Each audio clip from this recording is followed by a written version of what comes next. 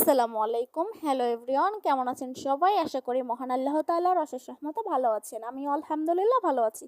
So guys, আজকে আমি অনেক বড় একটা ভিডিও নিয়ে আসছি। আমার আইডিতে সচরাচরভাবে বড় ভিডিও নাই বললেই চলে।